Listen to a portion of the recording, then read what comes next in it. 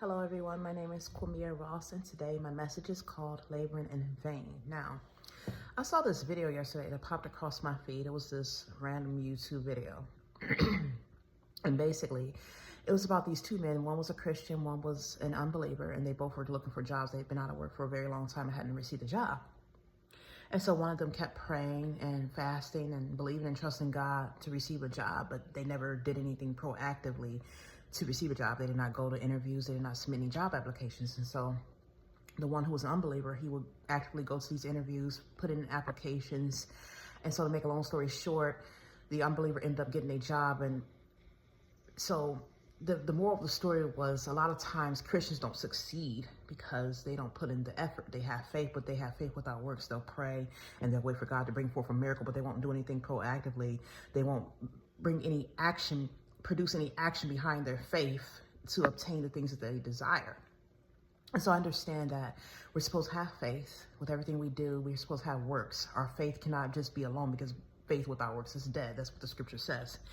But I also want to talk about how there have been many children of God who have labored, and they've labored in vain due to the kingdom of darkness and the tactics and wiles that the enemy has set up for the kingdom of God, for the children of God.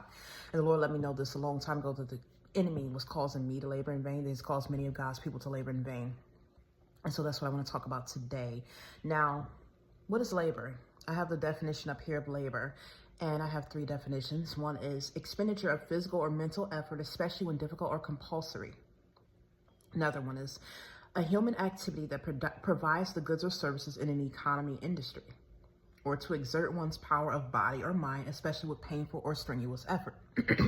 So basically, labor is when you're producing either some type of mental energy, you're using your mental strength, your mental fortitude, your mental capabilities, or your physical strength, your muscles and your power. You're producing some type of energy to generate a work. You're laboring. For example, you could be researching on a job. You could be using your mental aptitude to research or to compute numbers if you're dealing with accounting or any type of balancing or any type of statistics, things like that, to bring forth some type of, to complete a project. Or if you're working in construction, maybe you're cleaning a home, or you're doing something with your physical labor, using your body.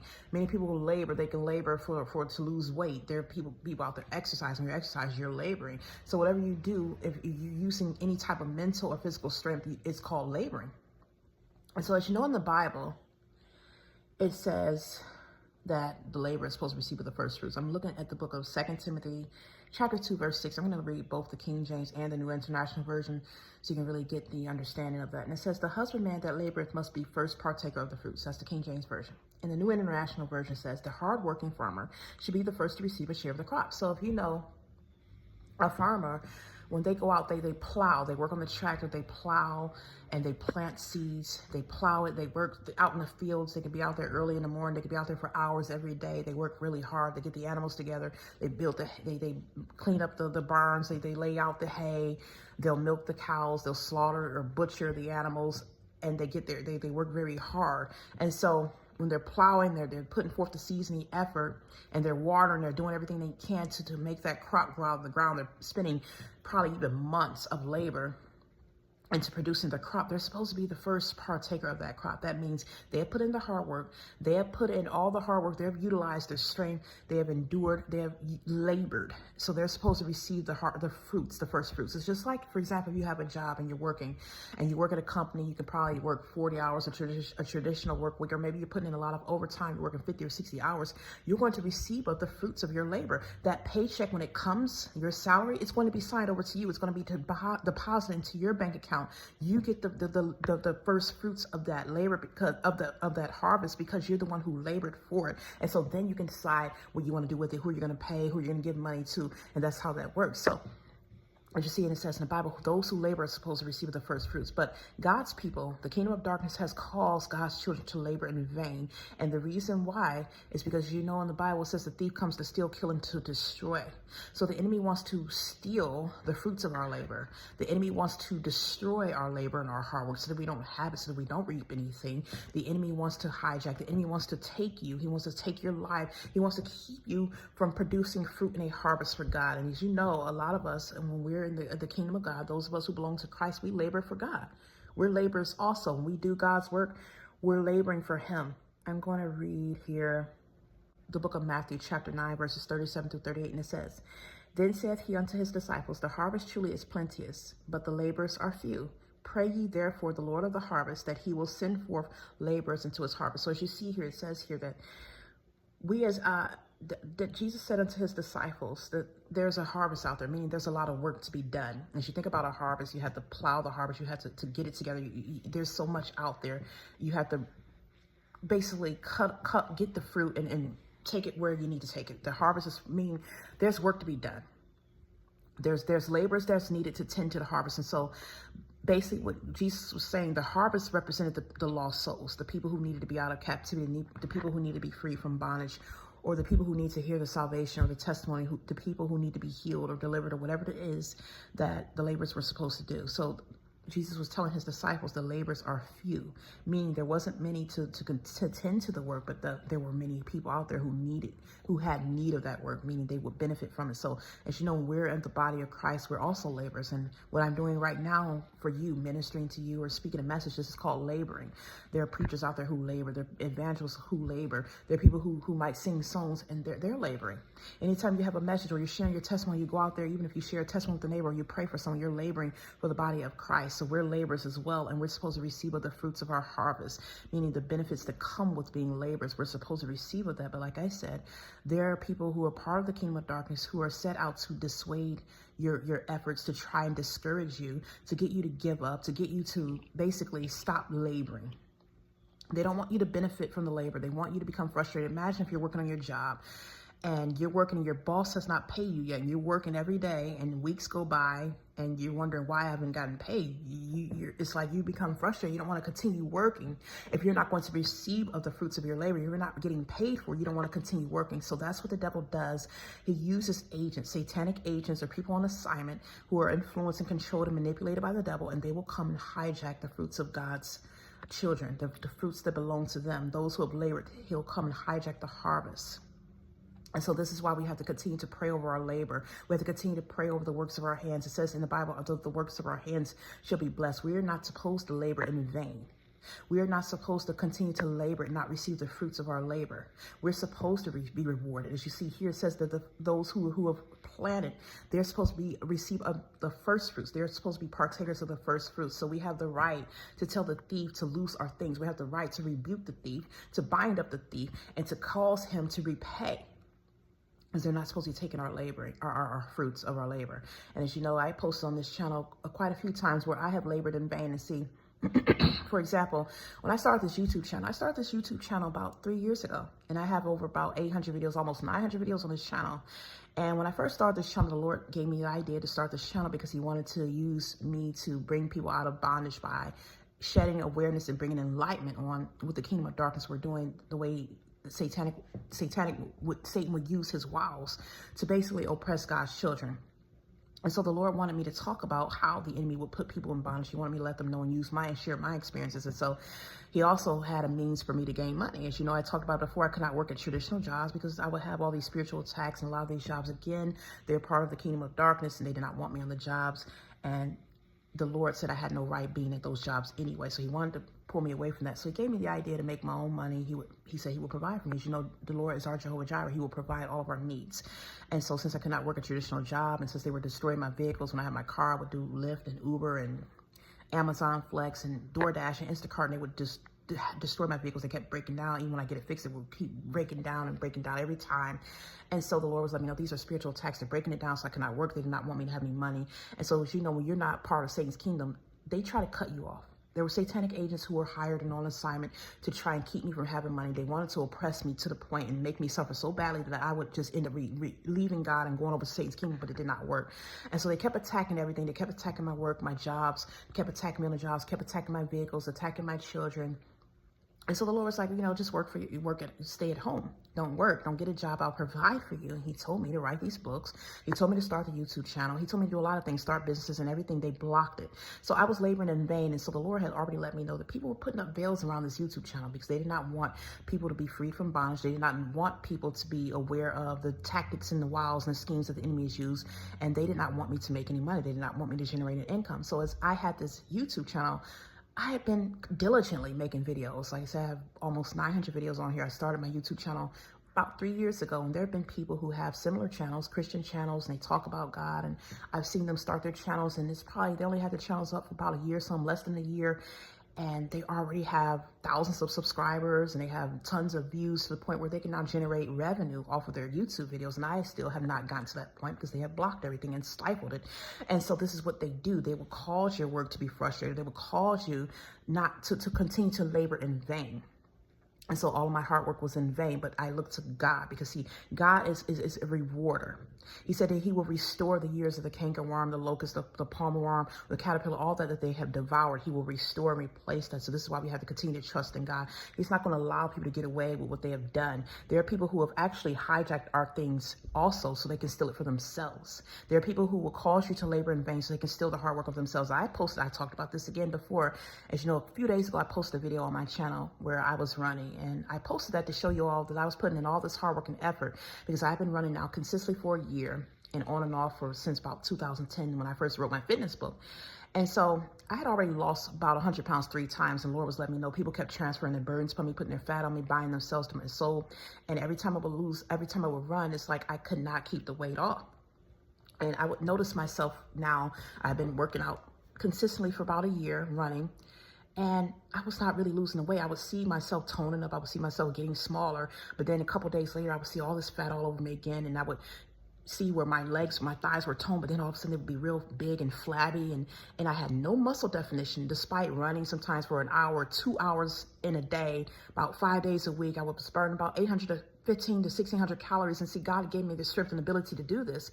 And then I would go back out there and I would feel like my strength was gone. I was not progressing in my running. And the Lord was letting me know that they were siphoning all my hard work. They were stealing the fruits of my labor. And this is what they'll do. They'll have you working.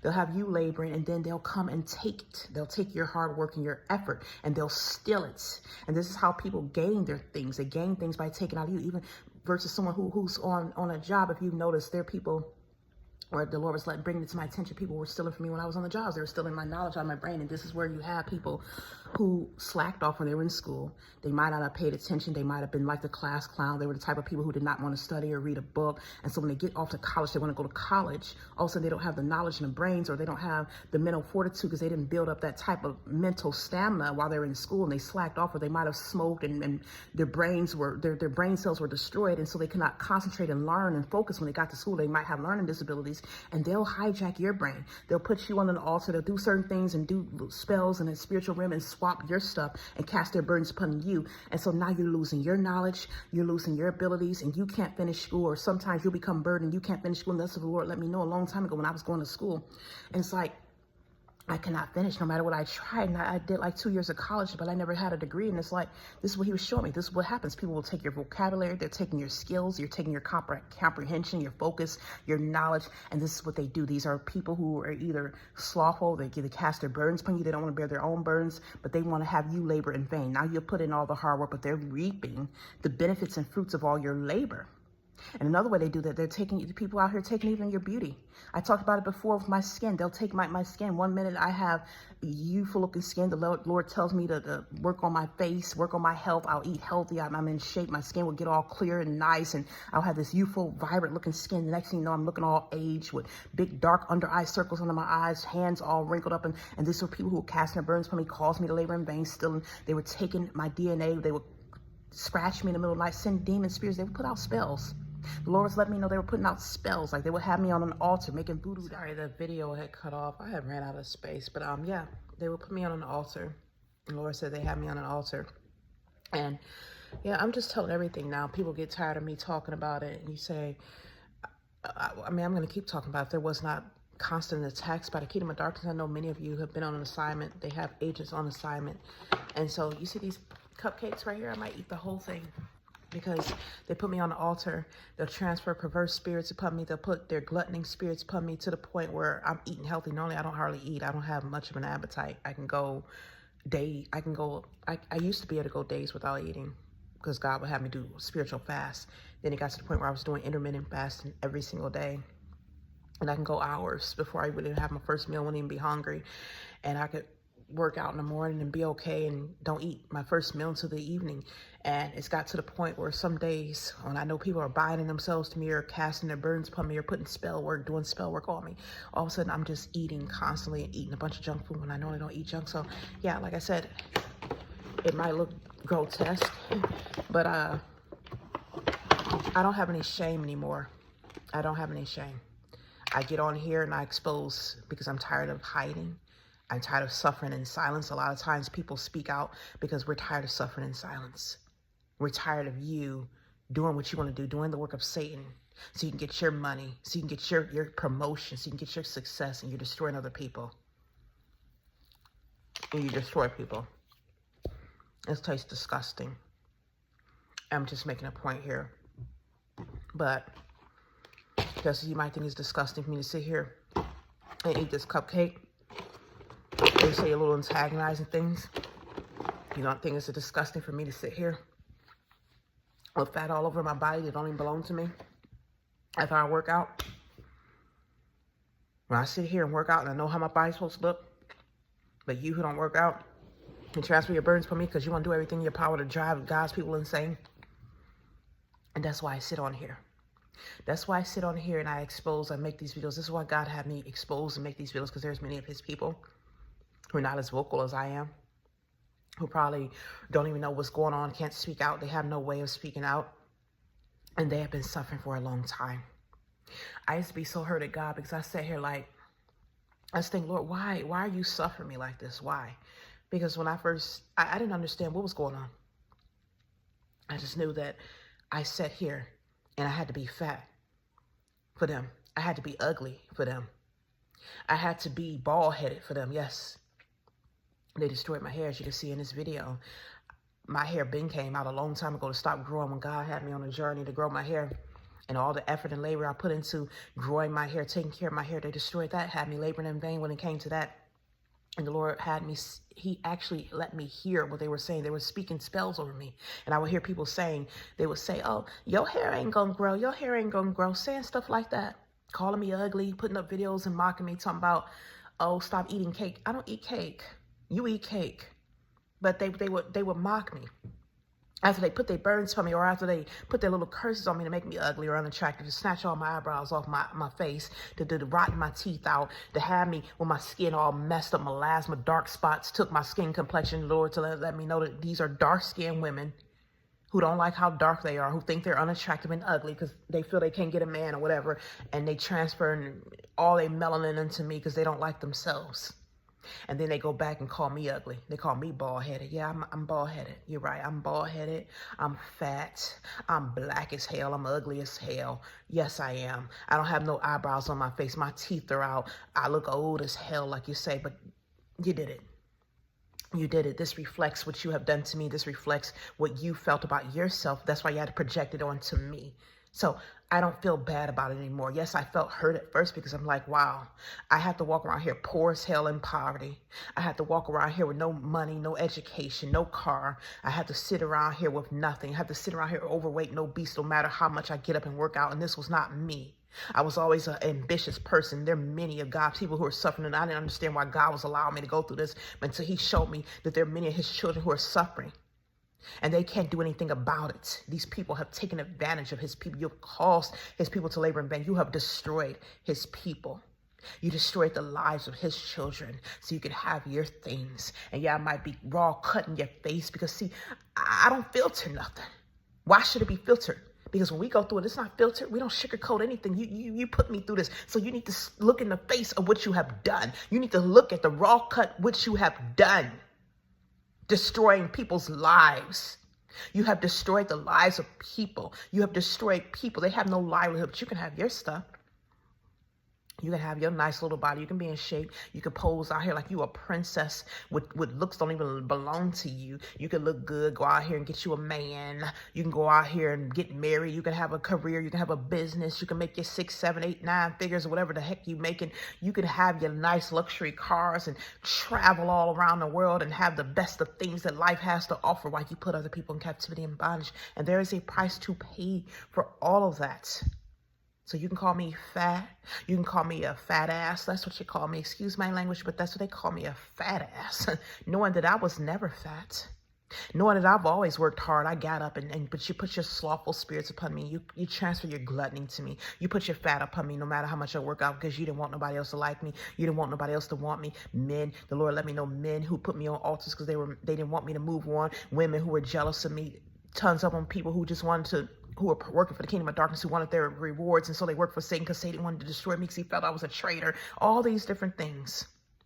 But there is a price to pay for all of this. It says God is a witness, and I'm looking to you. I'm reading to you from the book of Malachi, chapter 3, verses 5 through 6, and it says, "And I will come near to you to judgment, and I will be a swift witness against the sorcerers, and against the adulterers, and against false swearers, and against those that oppress the hireling in his wages, the widow and the fatherless, that turn aside the stranger from his right, and fear not me, saith the Lord of hosts. For I am the Lord, I change not. Therefore, ye sons of Jacob are not consumed."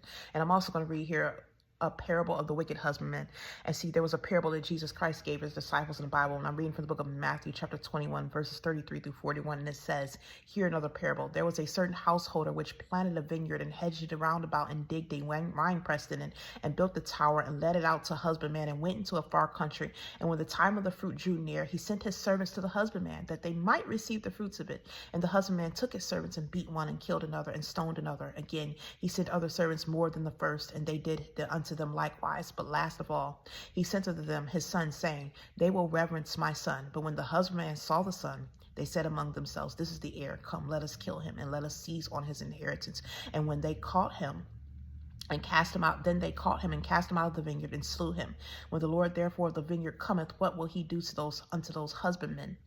It says that they say unto him, He will miserably destroy those wicked men and will let out his vineyard unto other husbandmen, which shall render him the fruits in their season. So basically, there was an owner of a property of a land, and he allowed this husbandman to oversee it, to basically lease it out and to be a caretaker over it.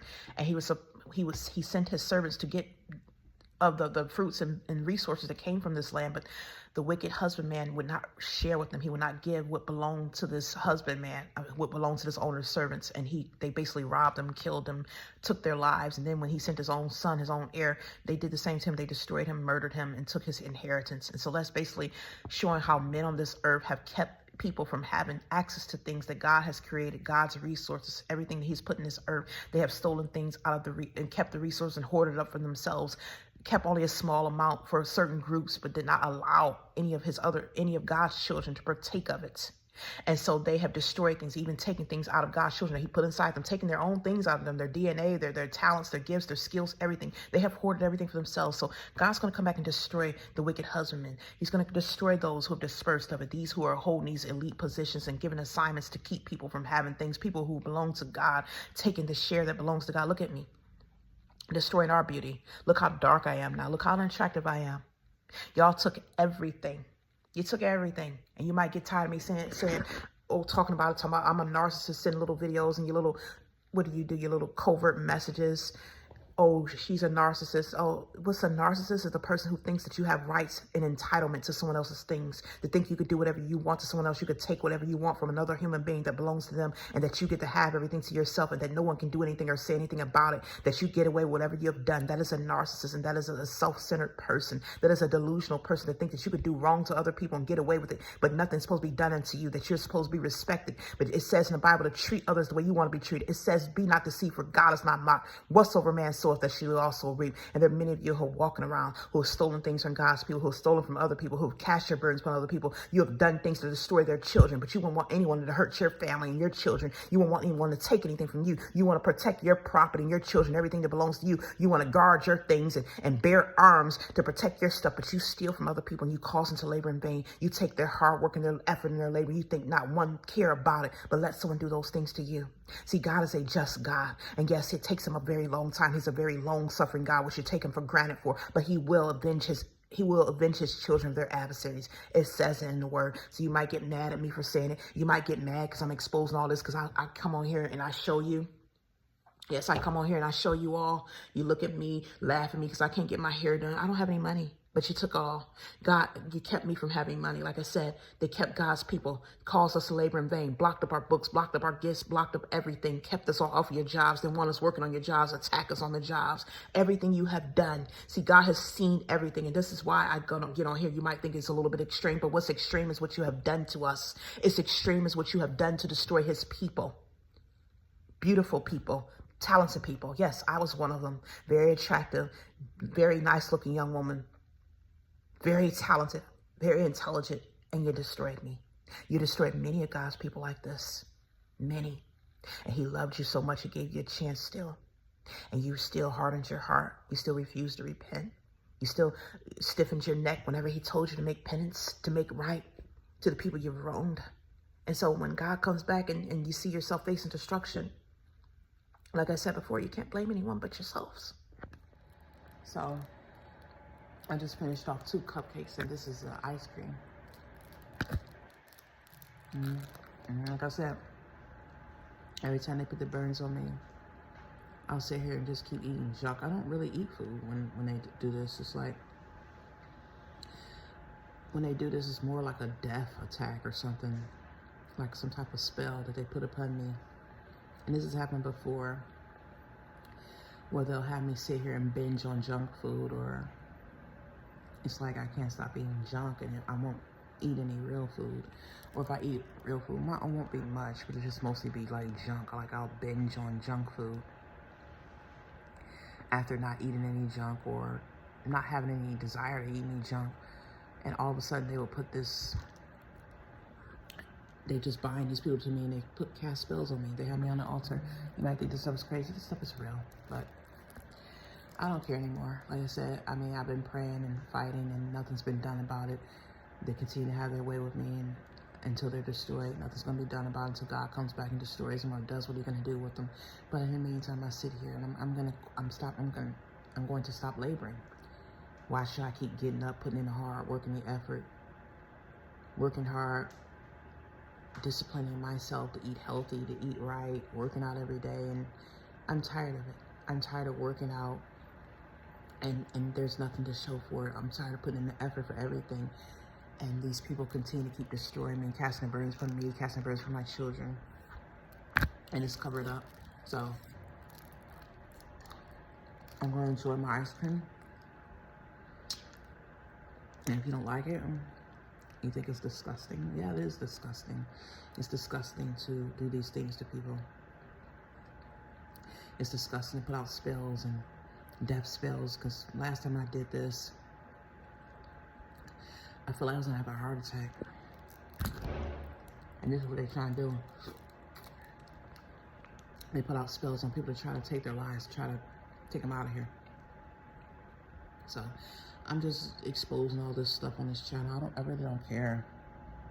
Like, I don't care anymore. They, like I said, they took everything from me. They made me ugly so they can feel good. So they can feel pretty. You let them bind themselves to me and cast their burden so they can feel pretty. They put their fat upon me. They took my knowledge out of my brain so they can have it. You got it. And there's a price to pay for it. When God decides to judge you, you will be judged. So, have your fun. I wake up with my face looking all aged, my skin all aged, and big dark bags under my eyes. They put the mustache on me. You see the discoloration around the upper lip because they had a mustache. They feel ugly. They feel ashamed of themselves. They feel lazy and fat and slothful. So they put their burdens upon me. This is what they do. I'm at the point where it's hard. They're back to making me struggle in the morning where I don't want to run, where it's hard to run, just so I can gain weight. This is what they do. They put these spells out and these curses and lay me on altars and take things out of me, put their burdens upon me, and I'm just trusting in God. I'm keeping faith in God, waiting and waiting. He's waiting, and I'm going to sit here, but this has happened numerous times. This is why I was sitting in a stupor and gained all this weight, because they were attacking me, the entire kingdom of darkness, and God knows what you're doing.